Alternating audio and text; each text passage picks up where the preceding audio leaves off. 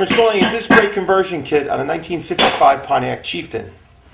These are the steps that we're going to need to go through. Of course, obvious steps is, of course, remove the brake drum, the backing plate, the brake line, and then from there we'll remove the steering. The backing plate, the drum being removed. Of course, is to remove the cotter pin. Okay. With a set of water pump pliers, of course, counterclockwise. Take the lock nut off. Now remember, on this car you have a 3-piece wheel bearing. You have an inner race, an outer race, and you have the ball bearing. It does not have roller bearings. So of course, when you take the drum off, you have the plate, the race,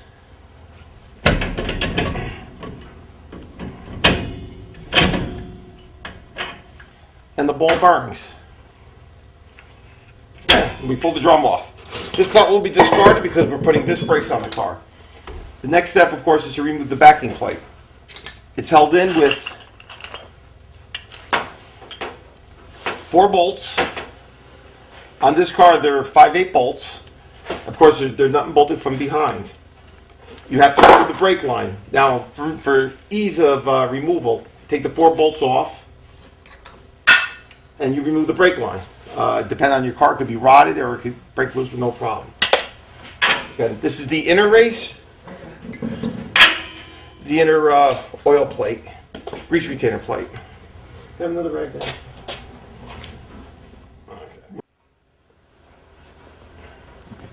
On this car, you hold the brake line with an 11/16 wrench, and you use a line wrench. Do not use an open end. Use a properly line wrench. This goes 3/4 of the side around the fitting. It'll keep from rounding out the fitting. And you just break it loose. Remember, you're lefty-loosey, righty-tighty. Now remember, the fitting's going towards you, so actually you'll be going the opposite direction. Down actually is loosening it up. And then we just remove the brake line.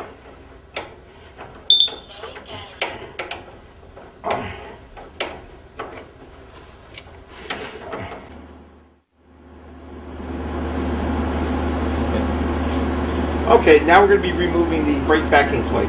Of course, for ease of removal, I'm using a air impact gun. Now they're just standard nuts and bolts, 5/8 both sides. There's one.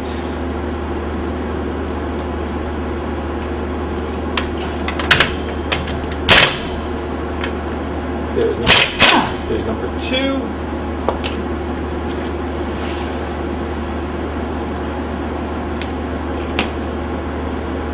Of course, don't worry about losing some of these nuts and bolts, because 3 of them you're going to be discarding with spacers. The new system will come with new bolts and nuts. There's number 3. Now, once you get the 4th bolt out, the steering link is just going to drop on you. That's because it's bolted between the spindle and the backing plate. And right there, the steering link is just dropped. You'll also find these spacers that are here. You'll be discarding these too. This is for the backing plate. The spacers are right here. I'm going to leave this bolt in to show you where the spacer is. Okay, this comes off, and the whole backing plate comes off in one piece. You don't need to dismantle the brake shoes and all, because it comes off in one part. Now here, these spacers and these bolts are going to be discarded. Now this is your steering linkage, which bolts to the front of the spindle, as so.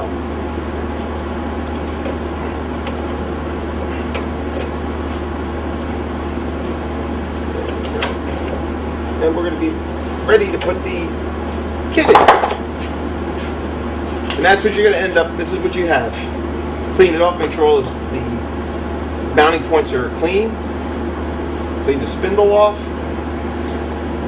And we're going to be set for assembly now.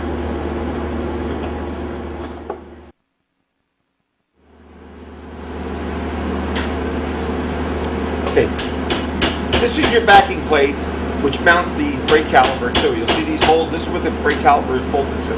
You'll also notice that this plate has a extended ear. This is designed to go around on this kit. It goes around the front as so. And there you would just nut and bolt it together. Take the bolts off. There's one. Tighten the bolt on.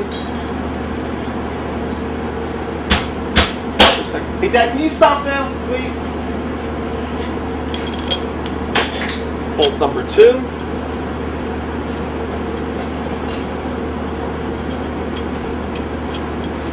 Now on this kit, it comes with a bolt. It's got a 3/8 hex head.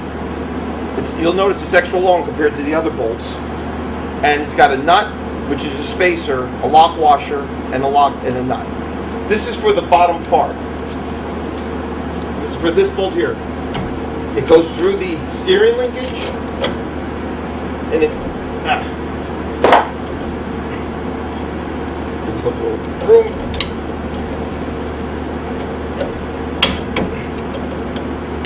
Sometimes you have to wiggle a little bit. You put the spacer nut on, lock washer, and nut. And you just tighten them up to factory specifications. And that's how you put the packing plate on. You will reuse one original nut and bolt, which will be used. Because the kit only comes with 3, not 4. And this is how the front plate looks.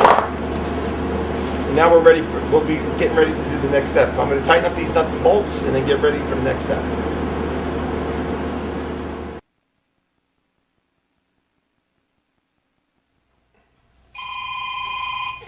Okay, go ahead. You gonna wait a second? It'll stop in 3 seconds. Ignore it. Never fail. All right. Go ahead. Okay, on the kit we're using, the plate is on. You'll notice that the 3/8 hex head is put down here in the was that 4 o'clock position. The reason you can't put this bolt in, you have to use this hex head, is because the rotor is so close that it will hit this bolt. So you have to use this small round one. Also, on these kits, the calipers are facing to the rear of the car. Next step now is, of course, we've got to put the hub and the bearing in a sleeve. Now, you want to clean it off really well. You get this spacer sleeve. This brings the hub and bearing out far enough so it'll meet up with the caliper. Clean it off real well. What I like to do is I like to get a little emery cloth on here, clean off any sediments from about 1 million years ago. Okay. You'll see it's got a concave part and it's a flat part. When I say concave, that means in. Concave is to go in, cave in. So this part will be going towards the inside of the spindle. Spray some lubricant on it, make it a little bit easier, and just slip it on. Some kits you have to pound them on. This kit here, little playing around. Make sure it's nice and clean.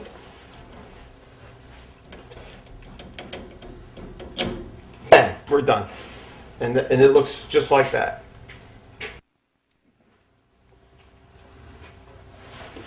Okay, we just installed the spacer sleeve, and so I like to always put a little bit of grease on the spindle. Make it a little bit easier to slide the hub on, and of course it protects it. Now, on this car, it uses a 2-piece hub and bearing and rotor assembly. This is the hub and bearing. This is the hub. The bearings are on the inside. Now, when you buy the kit, they're dry. So make sure you pack them very well. And the best way to pack them is they do have a special grease packer, but getting your hands dirty and pushing it in there until it squirts out the top. And again, putting the hub on is very straightforward. You just slide it on. Put the bearing in, of course, taper side in. You slide it. I always like to spin it and make sure it feels good.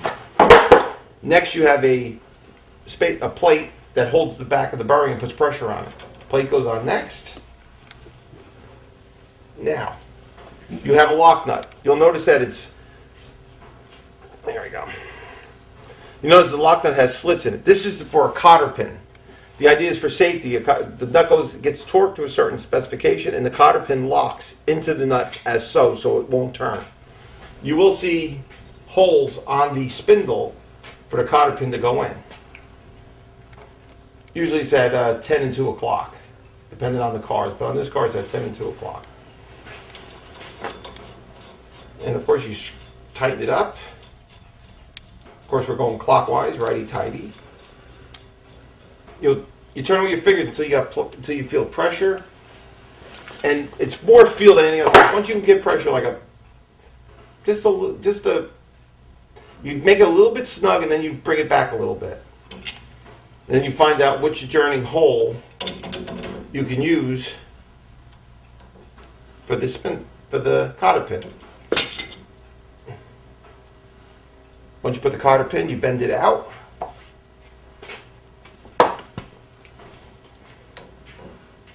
And you hit it over with a hammer.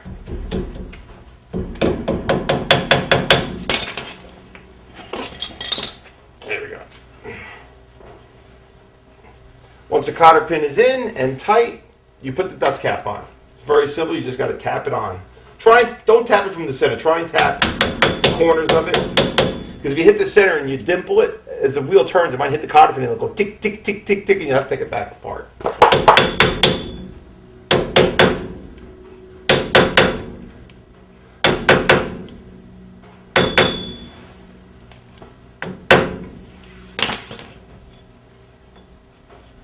I like to clean it up. All that nice. And that's what the hub and bearing looks like before we put the rotor on it.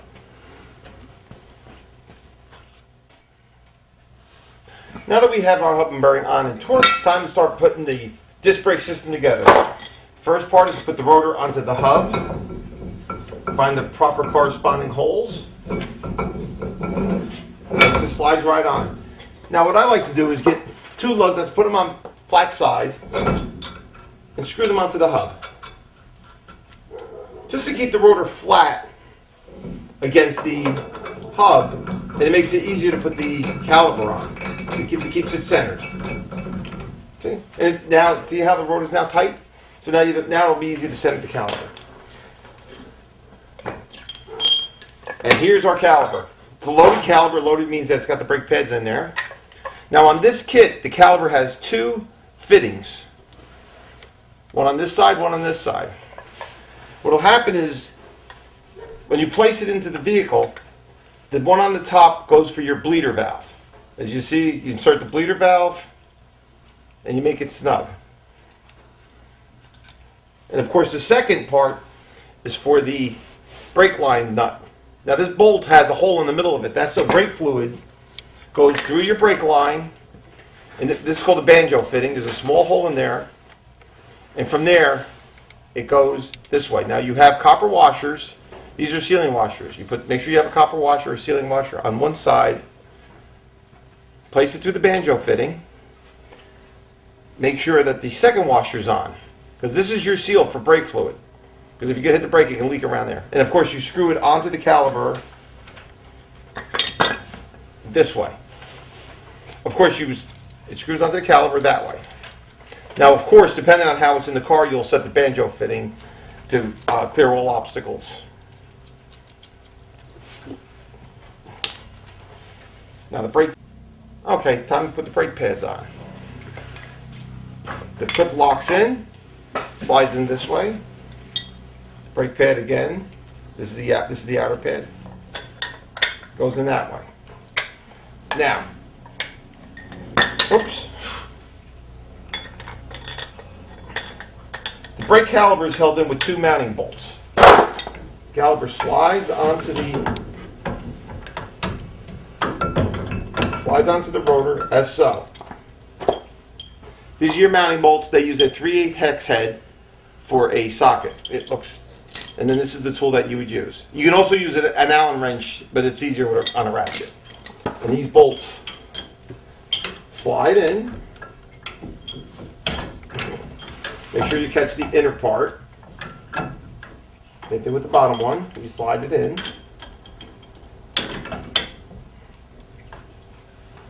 and you start tightening them up.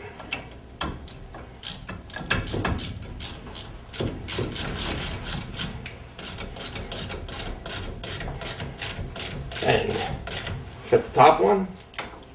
Of course, make sure you have it threaded properly so you don't strip it. And you just tighten it up. The 14 foot, well, this kit, it came with a little yellow red card that said 14 foot-pounds, but so you tighten it up to the proper specification. Tight. Of course, I'll get a torque wrench off that.